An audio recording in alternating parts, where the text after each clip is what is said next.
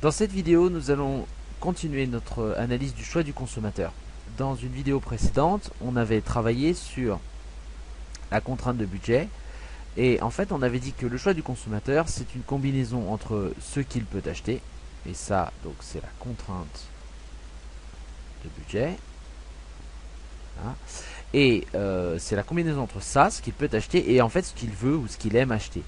Et donc c'est un mélange entre la contrainte de budget d'un côté, qu'on a déjà vu dans des vidéos précédentes, et ce qu'on va voir aujourd'hui, à savoir les goûts, hein, la représentation des goûts ou des préférences, comme vous voulez, c'est pareil, préférences, et ça en fait, cette représentation des goûts et des préférences nous sera donnée par ce qu'on appelle les courbes d'indifférence.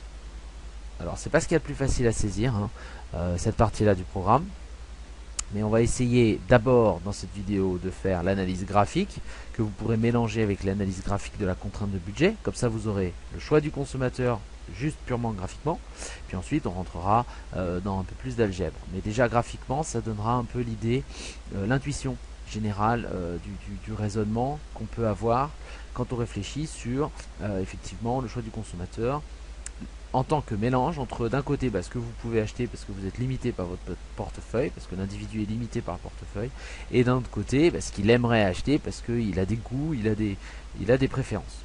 Alors pour analyser ça, on va reprendre l'exemple qu'on avait utilisé jusqu'à présent quand on parlait de la droite de budget, et on va reprendre l'exemple de l'individu qui a donc le choix entre d'un côté QC, les quantités de cinéma.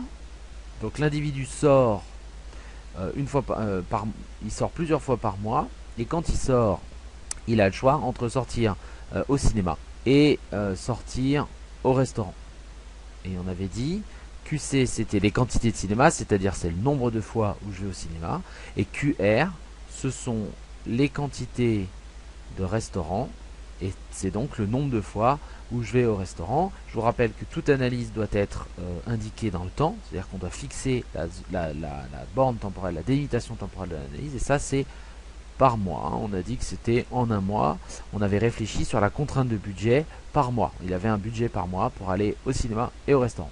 Auparavant, on a étudié en fonction de son budget, du prix du cinéma, du prix des restaurants, ce qu'il pouvait effectivement faire, combien de fois il peut sortir au cinéma et combien de fois il peut sortir au restaurant.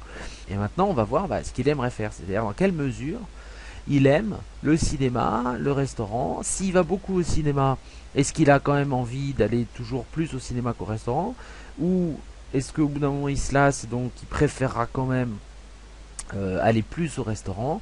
Comment en fait fonctionnent ses préférences, comment fonctionnent ses goûts? Et pour répondre à ces questions là, on va construire une courbe d'indifférence qui nous donnera une idée visuelle des goûts de l'individu. Alors pour donner une idée visuelle, il va falloir qu'on fasse un graphique, et on va reprendre en fait le même graphique qu'on avait fait pour la contrainte de budget, puisque les deux graphiques se superposent et nous donneront plus tard la solution.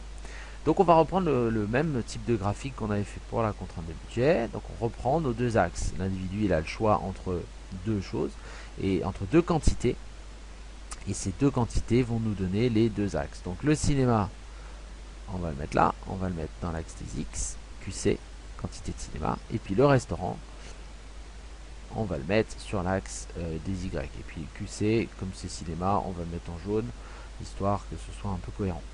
Ok, donc, comment on fait pour réfléchir sur les préférences de l'individu? Alors, il faut poser un certain nombre d'hypothèses qui vont guider notre réflexion. Ces hypothèses sont assez importantes. Elles limitent et elles guident notre réflexion. Alors, il y a trois hypothèses importantes que l'on peut poser. La première hypothèse, c'est la rationalité du consommateur. Donc, le consommateur est rationnel. Ça veut dire quoi? Ça veut dire qu'il maximise son utilité. Ça veut dire donc qu'il choisira toujours plus à moins.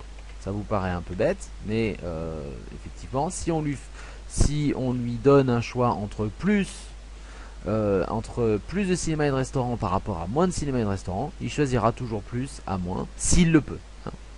Mais là, on ne réfléchit pas en termes de contraintes de budget, pour l'instant on réfléchit uniquement par rapport à ses goûts. Donc les hypothèses, je n'ai pas écrit ça, les hypothèses, ou les postulats, c'est peut-être plus joli les postulats, c'est d'abord la rationalité du consommateur. Autre hypothèse importante concerne ce qu'on appelle la préférence pour la diversité. Alors qu'est-ce que c'est que la préférence pour la diversité? Ça veut simplement dire que l'individu il a envie de consommer un petit peu de tout et il ne se braque pas sur un seul bien. C'est-à-dire que l'individu il n'a pas envie d'aller tout le temps au restaurant, ni tout le temps au cinéma, mais il a envie d'aller un peu des deux. Donc je ne sais pas si vous vous souvenez, mais quand on avait construit la droite de budget, on avait dit qu'il peut aller au maximum une certaine quantité de restaurants et de cinéma et au maximum une certaine quantité de restaurants. Et bien ces points-là maximum qui sont sur les axes, ils ne seront jamais choisis de par cette hypothèse qui nous contraint un petit peu de préférence pour la diversité. L'individu ne choisira jamais ces points-là parce que il a envie toujours d'avoir un petit peu de cinéma et beaucoup de restaurants, ou un petit peu au moins de restaurants et beaucoup de cinéma, mais au moins un petit peu de quelque chose. Voilà. Allez, plus tard, on affinera et peut-être qu'on supprimera certaines de ces hypothèses et on verra ce qui se passe. Troisième hypothèse, non-saturation. Alors c'est un mot un peu technique, on pourrait dire, mais en fait, ça désigne quoi? Ça désigne le fait que l'individu ne se lasse jamais totalement. Donc il a beau consommer beaucoup de restaurants, imaginez qu'il puisse, si on lui dit voilà, tu peux consommer 7 restaurants par jour, par semaine, bon, l'individu, ça va toujours lui rapporter une petite satisfaction. Donc c'est pas très réaliste parce qu'évidemment si vous allez au restaurant 7 fois par jour, je pense qu'au bout d'un moment vous serez saturé, peut-être même pire, vous serez malade, mais imaginez que ce soit des iPods au lieu de restaurants et imaginez que là on est, j'en sais rien moi, des voyages, l'individu il préférera toujours plus à moins et il ne sera jamais saturé. C'est-à-dire plus vous lui proposez, plus il sera content. Même peut-être que si vous passez de je sais pas moi, 1000 iPods par mois à 1001 iPods par mois, l'individu, bon, le 1001e iPod, il va pas le trouver très intéressant, mais il le trouvera quand même un petit peu intéressant. Donc non saturation, il est jamais totalement lassé de sa consommation. Voilà, donc là on a trois hypothèses importantes et qui vont pouvoir guider notre réflexion pour voir le choix des individus. Alors, pour que vous compreniez bien le raisonnement général et l'intuition, partons d'un point. On va partir d'un point de départ. Peu importe lequel, à la limite. On le fixe de manière arbitraire et puis ensuite on va voir qu'est-ce qu'on peut dire par rapport à ce point de départ. Mais partons d'un point de départ, le point A. Donc, l'individu il consomme QCA de cinéma, une certaine quantité de cinéma, et il va consommer QRA de restaurant. Donc en fait, il consomme ça de restaurant et ça de cinéma au point A. Bien. Alors déjà, qu'est-ce qu'on peut dire sur ses goûts, sur sa réflexion, sur les choix qu'il peut faire entre plusieurs alternatives? Eh bien, on va, en partant du point A, décomposer le cadran, décomposer notre graphique en plusieurs zones. On va mettre le A ici. Voilà, mais ça revient au même. Hein. Le point A, il est toujours au même endroit, bien entendu. Qu'est-ce qu'on peut raconter à partir de là? Si on lui propose un point B, ici, regardons les quantités qu'on lui proposerait de consommer. Au point B, on lui propose de consommer cette quantité-là de cinéma. D'accord. Et cette quantité-là de restaurant. Donc c'est pas mal. Comparons par rapport au point A. Au point A, on lui proposait de consommer cette quantité-là, un QCA de cinéma, et QRA, cette quantité-là de restaurant. Donc très clairement au point B, on lui propose de consommer plus de cinéma et plus de restaurants. Et comme il est rationnel, il choisira toujours plus à moins. La rationalité nous indique que le point B sera préféré au point A. Alors préféré, ça s'écrit comme ça. C'est un espèce de zigouigoui. En fait, c'est un supérieur déguisé, mais comme c'est pas un supérieur parce que c'est pas vraiment mathématique, c'est de la préférence, c'est pas vraiment la supériorité numérique. Et ben, on arrondit un petit peu en fait ce supérieur et on fait une espèce de boucle et comme ça nous permet de dire voilà, la situation B, le point B est préféré au point A. L'individu préfère plus à moins. Imaginez qu'on lui propose un point C ici.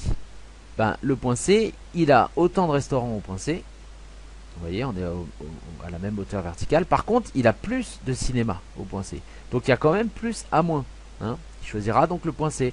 Le point C sera préféré au point A. Donc il préférera consommer autant de restaurants et plus de cinéma plutôt que autant de restaurants et moins de cinéma. Hein. Et on peut faire exactement la même remarque pour par exemple un point D qui serait ici. Ici il aurait plus de restaurants mais autant de cinéma. L'individu dirait bah, moi je préfère largement le point D au point A parce que je peux aller autant de fois au cinéma, mais par contre je vais aller beaucoup plus de fois au restaurant. Qu'est-ce que ça nous raconte là-dessus? Bah, qu'est-ce qu'on peut en déduire de ce que je viens de dire?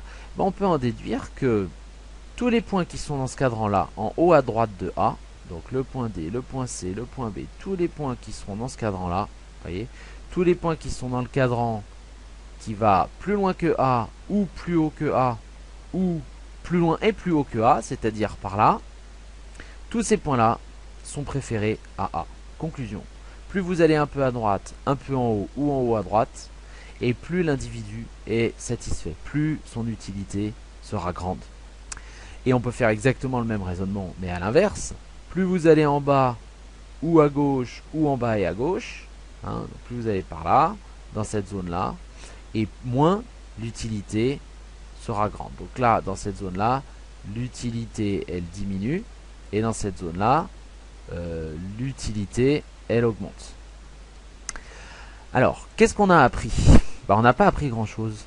On n'a pas appris grand-chose parce que, en fait, ça nous a rien dit sur ses goûts, ce que je viens de dire. La seule chose que ça nous a raconté, la seule chose que ça nous a dit, c'est que ça nous a expliqué que le consommateur était rationnel, qui choisissait plus à moins.